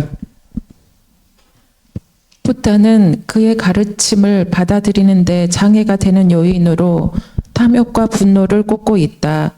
이 점은 그의 깨달음이 단순히 이지적 차원에 머무르지 않았다는 사실을 의미한다. 중요한 게 깨달음이 이지적 차원, 사유적 차원, 지적인 차원, 철학적 차원, 논리적 차원에 머물지 않았다 이 말이에요. 자, 불교를 학문이나 철학으로만 생각하시는 분 깊이 반성해야 될 부분입니다. 자, 시작하세요. 흔히 인간을 이성적 동물이라고 말한다. 그러나 부타는 진리를 깨닫지 못하는 이유를 이성이 아닌 정서에서 찾는다. 즉 탐욕에 눈이 멀고 분노의 귀가 가려 있는 그대로의 진리로부터 벗어난다고 보았다. 깨달음을 얻느냐 얻지 못하느냐의 문제는 머리가 좋고 나쁨에 있는 것이 아니라 마음이 정화되어 있느냐 그렇지 못하느냐에 달려 있다는 것이다. 자, 이 부분이 아주 중요한 겁니다. 우리가 이제 깨달음 하니까 잘 안다, 명확히 깨우친다 하니까 우리는 이게 이성적이고 학문적이고 철학적이고 사변적이고 지적인 영역으로만 생각하고 있거든요. 근데 그 깨달음을 방해하는 요인이 뭐냐? 감정이라는 게 감정, 정서. 그 감정과 정서의 대표적인 게 탐욕과 분노라는 거죠. 화가 팍 난다. 누구 미워한다. 감정적인 영역이죠. 그 다음에 무한한 열등감을 느낀다. 우월감을 느낀다. 비교 분별해가지고 저것을 나도 저만큼 유명해져야겠다. 이런 식도 다 탐욕이죠. 돈과 재물뿐만이 아니에요. 인정과 명성을 구하는 것. 사람들 속에서 자기 주도적으로 뭐 판을 꾸려가고 싶은 거. 이게 정말 무서운 탐욕이에요. 탐욕이에요. 그런데 깨달음을 방해하는 요소가 실은 이놈 머리 나쁨에 있는 게 아니고 탐욕과 분노라고 하는 거. 감정을 참. 그러니까 여러분 우리 경험했잖아요. 한번 누구를 미워하고 화가 났을 때 앞이 보여요, 안 보여요? 여러분 화 안 내봤어요? 막 분노가 극단에 치른 경험 없어요? 정말이에요? 아니, 부부싸움은 대판할 때, 부부싸움 할 때, 부부싸움 안 해봤어요? 그랬어요? 아니, 밥그릇 안 던져봤어요? 이럴 수가, 이런 법문이 안 통해. 그러니까 우리가 예를 들어서 누군가를 증오하고 질투하고 미워하고 감정이 있을 때 상식적으로 생각해 보세요. 합리적이고 상식적이고 올바르게 사유하고 세상을 그렇게 보는 것을 가리죠. 그렇지 않나요? 탐욕과 명망성과 인기와 질투와 그냥 분노와 미움 이런 것이 딱 들끓으면은 앞이 안 보여요. 그러니까 이 정치권에서도 보면은요, 대의 명분은 그럴듯한데 그 이면을 뒤에서 스토리를 보면은 인간관계에 얽힌 감정이 있죠. 네가 나를 모욕했다, 모멸했다, 못해서 배신했다. 이 감정이 쌓여가지고 그 감정이 이상한 논리를 만들어내. 그러니까 이 당 저 당 막 가도 아무렇지도 않아. 드럼통에 가서도 이상한 짓 하더라도 누군가를 미워하는 것이 그럴듯한 논리를 만들어내. 실은 내면에는 감정, 미움, 분노, 탐욕이라고 하는 감정이 드글드글 끓는데 그것이 만들어내는 것이 그럴듯한 명분과 논리가 우리 사회는 의외로 많아요. 불교 깨달음도 바로 이와 같아요. 그래서 이성 사유, 이성 합리적인 거 이전에 내 자신이 얼마나 나를 힘들게 하는 감정의 노예가 있는가, 감정적 심리 요소들이 감정으로 나타나는가, 이걸 정직하게 들여다봐야 돼요. 이걸 막 왜곡하고 포장하고 막 정신승리 하면은 절대 못 깨달아요. 잘 못 알아들어요. 자, 그 다음 전법을 하지 않는 방향으로. 전법을 하지 않는 방향으로 기울던 붓다에게 하늘의 신이 나타나 간곡히 가르침을 요청한다. 이 세상에는 더러움에 물들지 않은 사람들이 있습니다. 그들에게 가르침을 베풀면 어렵지 않게 이해할 것입니다. 만약 그들이 바른 가르침을 접하지 못한다면 다시 더럽혀지고 말 것입니다. 붓다는 그 요청을 받아들여 깨달은 이의 눈으로 세상을 비추어 본다. 그리하여 물 밖으로 고개를 내민 연꽃처럼 세상에 오염되지 않고 살아가는 중생들이 있음을 보게 된다. 그리고 그들에게 대한 자비의 마음으로 전법에 나서게 된다. 죽지 않음의 문이 열렸도다. 귀를 지닌 자여 잘못된 믿음을 버려라 라고 선언하기에 이른다. 죽지 않음의 문이 열렸다. 이 말은 죽음이라고 하는 불안에서 노연한 세계가 성취되었다. 생사에 두려워하지 않는다. 생사의 어떤 나고 죽음의 어떤 의혹과 불안도 없다라고 해석해야 됩니다. 자, 그 다음에 여기서 하늘의 신이라고 했죠. 질문 안 나와요? 하늘의 신이 뭐냐고? 불교는 신을 내세우지 않는 종교라고 들었고, 신본주의가 아니고 뭔 인본주의다. 신본주의가 마음 신본주의다 하는데 웬 하늘의 신이 나와요? 뭘까요? 하늘의 신이 부처님한테 말했대. 세상에는 그래도 오염되지 않는 사람이 있고 잘 가르치면은 알아들을 수 있는 사람이 있으니까 부처님 설법하세요 하고 하늘의 신 범천이를 말했대요. 하늘의 신이 뭐예요? 있어요? 내한테 물어보세요. 나도 몰라요. 그런데 이 부분은 그래요. 두 가지 측면이에요. 종교적인 부분에서. 종교도 경전으로 되어 있죠. 문장으로 되어 있고, 그 당시에 언어로 되어 있고, 그 당시에 상상력으로 되어 있죠. 그러니까 종교 문헌을 구성할 때는 문학적 요소가 있어요. 상징, 비유, 이런 것들이. 그래서 하늘에 범천이 있다고 믿어도 되고 안 믿어도 돼. 내 말은. 믿는데 여기에서 하늘에 범천이 있어도 되고 안 돼도 되고 믿어도 되는데 여기서 범천이 뭐라고 말했죠? 세상에는 더러움에 물들지 않는 사람들이 있습니다. 그들에게 가르침을 베풀면 어렵지 않게 이해할 것입니다. 이 부분 있죠. 이 말은 잘 받아들이고 믿고 이해하겠죠? 그러면 돼요. 그래서 쓸데없는 걸로 고민하지 마세요. 뭐 그냥 하늘에 저 범체 신이 정말 있나? 기독교의 신하고 어떻게 다르지? 이 고민하지 마세요. 고민해서 풀릴 일도 아니에요. 그리고 나도 모르겠어. 자, 그 다음. 붓다는 깨달음을 얻지 못하는 이유가 있는 그대로 보지 못하는 데 있다고 보았다. 다시 말해서 무상한 것에 대해 무상하지 않다고 여기고 괴로운 것에 대해 즐겁다고 착각하는 데 있다고 생각했다. 자, 있는 그대로 보지 못하는 데 있다고 봤다. 이게 중요해. 있는 그대로로 보지 못했다는 거예요. 자, 계속해 보십시오. 이러한 붓다의 가르침을 이해하는 것은 결코 어렵지 않다고 할 수 있다. 그러나 현실에 비추어 이처럼 당연한 가르침이 과연 온전히 받아들여지는지 미지수이다. 예컨대 명예라든가 신념 혹은 가치 따위에 집착하는 경우가 그러하다. 대다수 사람들은 이들과 연관된 문제 상황에 직면하게 될 때 무상의 진리 혹은 괴로움의 진리를 망각하곤 한다. 자, 깨달음에 있어서 우리가 다시 말해서 뭐 진리를 잘 아는 데 있어서 방해 요인을 잘 받아야 돼.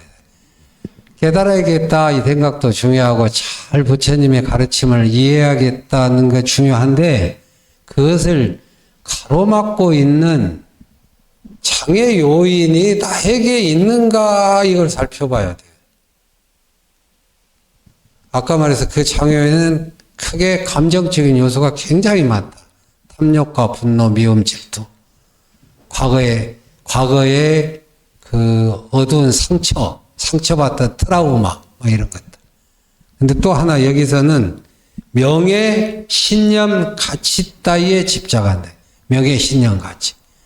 실지 공부, 불교 공부하다 보면 또 명상 이렇게 하면은 명상한다고 하고 불교 공부하는데 일상의 태아 속에는 내가 말이야 왕년에 이런 사람이었어.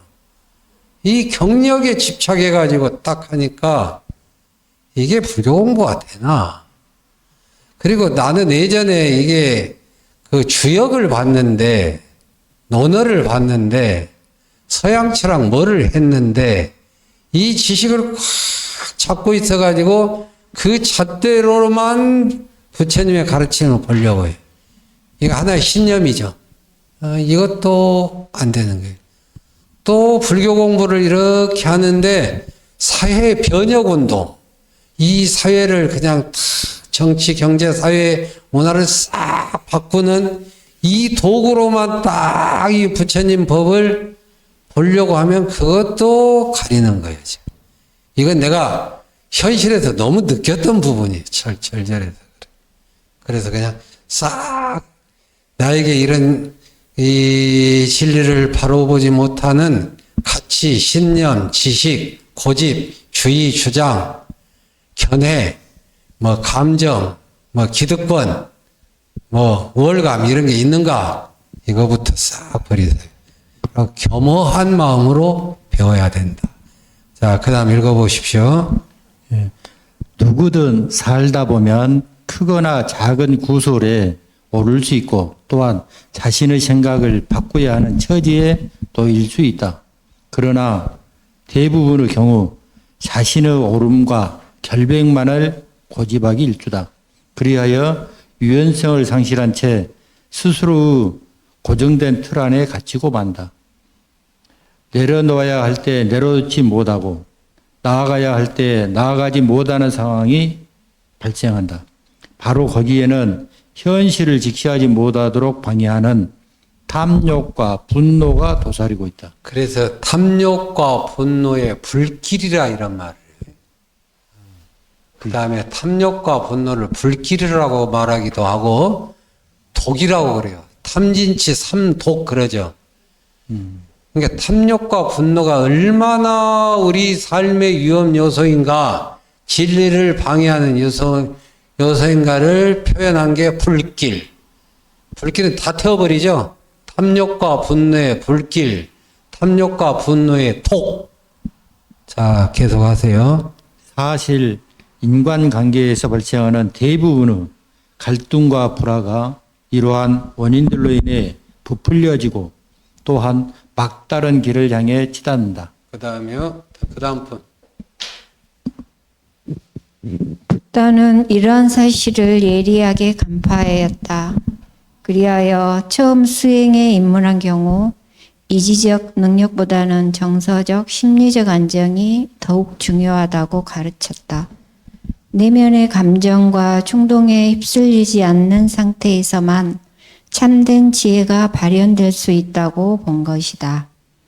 따라서 초기 불교의 수행 방식은 정서적 안정을 통해 지혜의 개발로 나아가는 일정한 패턴을 지닌다.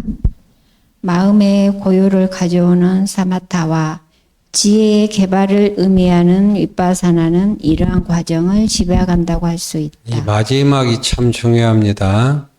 처음 수행에 입문한 경우 이지적 능력보다는 정서적, 심리적 안정이 매우 중요하다.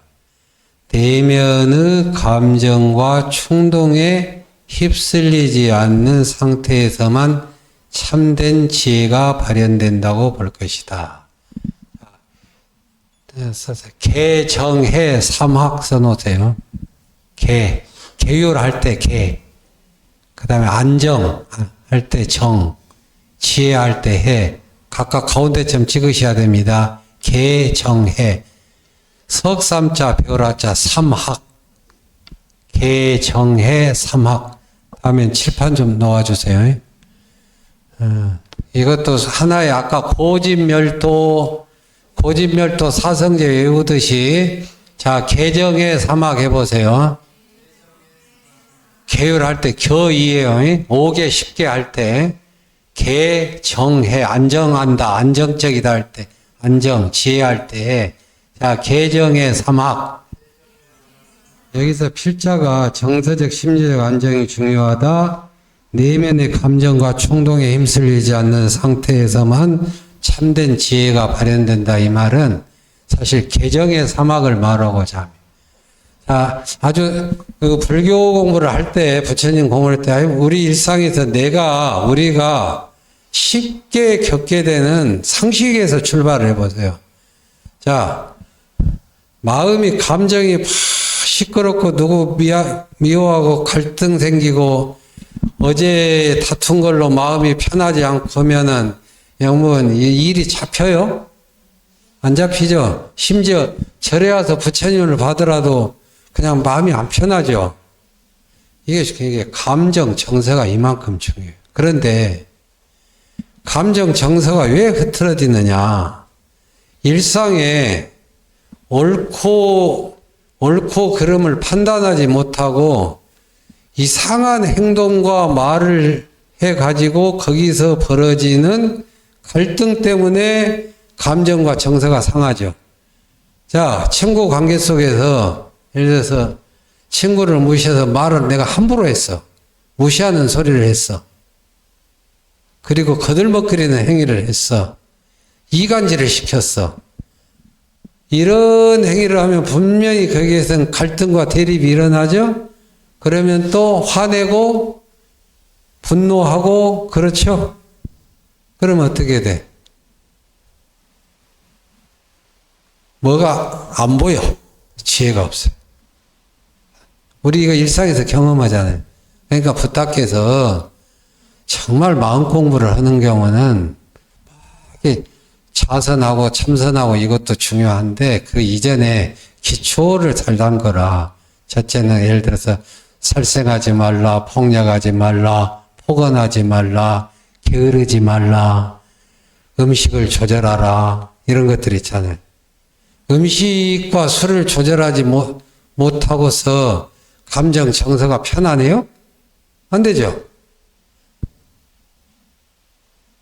그래서 여기에서 불교를 붓다 가르침의 수행에 있어서 가장 중요한 것은 이 감정 정서를 잘 다스려야 되고 감정 정서가 평온하고 맑으려면은 일상에서 도덕 윤리, 일상의 모든 언해 이것들이 매우 정직하고 바르고 조심스러워야 된다. 마치 물로 말하면은 호수가 호수가 더럽다. 호수가 물결친다. 이러면은 하늘에 있는 달들이 수면에 비친 달이 고요해요 제 모습을 안 갖게 되죠. 그거 똑같죠. 근데 만약에 바람이 불지 않고 오염된 것을 던지지 않으면은 호수는 고요하고 맑겠죠. 그죠? 그러면은 하늘의 해와 달이 제대로 보이겠죠. 이거 똑같은 거예요. 그래서 붓다의 가르침을 깨달으려면은 그냥 책립 경전 있고 그냥 참선 수행하고 염불하고 중요한데 그 전 단계가 자 개정해 사막해 보세요. 네, 근데 이제 이것도 나중에 나옵니다. 그래서 정신 집중 감정을 쫙 다스리서 마음을 조용히 하며 사마타라고 하고 그 바탕 속에서 흔들리지 않는 호수물, 흔들리지 않는 물, 혼탁하지 않는 물 속에서 달을 제대로 보는 것은 이파사나, 지혜라고 그래요. 사마타 이파사나 해보세요. 한자로 지관. 궁금하면은 그냥 검색해보세요. 워낙 잘 나와 있어. 이거 뭐 사마타 이파사나 뭐 개정의 사막 어떻게 검색하다 보면 지금 강의 듣고 있는 저기 진흙속의 연꽃 이병옥 선생 글도 걸릴 거예요. 아마 알고리즘으로. 자, 오늘은 이제 그만하고 다음에 이제 붓다의 최초 설법 7, 8, 9, 10 읽어보세요. 자, 오늘 끝맺습니다.